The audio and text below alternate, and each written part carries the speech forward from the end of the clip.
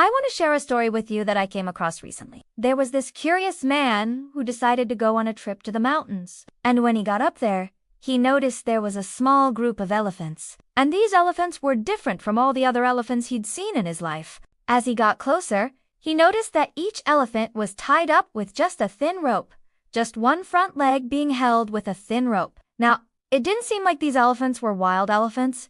They seemed to be domesticated, and yet it was just a rope. Any one of them could snap that rope with their tusks or with their immense strength, but none of them did. They just stood there passively. Now, it got more curious, so he decided to go behind one of the elephants to see if there was something holding it from behind. And when he went around the elephant, much to his surprise, there was nothing. There was no chains, there was no cages, there was no other ropes. These elephants were literally just tied up with one rope, and yet they didn't try to break free. They didn't even try to break free. It was as if they were conditioned to believe they couldn't break free. Now, the man was curious, so he went and talked to the elephant handler, the Mahout, and he asked him, "Hey, how is it that these elephants are so powerful, yet they don't try to break free? There's literally no resistance.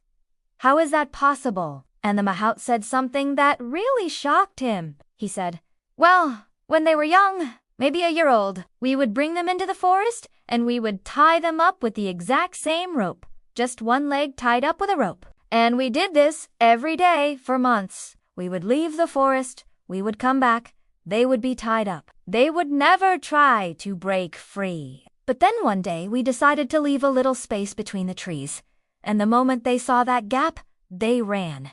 The man was confused. He said, "So what does that mean? You're telling me that these elephants are so strong, yet they do try to break free because they've been conditioned to believe that they couldn't break free. They've had so many experiences of failing to break free that they've convinced themselves that they couldn't break free, even though they know in their minds that they could break free." The Mahout said, "That's right. They have all the strength in the world. But if they don't believe they have the strength, then they will never try to use it. They'll just keep on failing and failing and failing until they convince themselves that they're not capable of doing it. And eventually, after a while, it becomes self-fulfilling. They stop trying and they keep on failing. And they fail so much that it becomes real." The moral of this story is that we can get trapped by our own beliefs, by our own stories that we've created in our minds. Sometimes we know deep down that we're capable of doing something.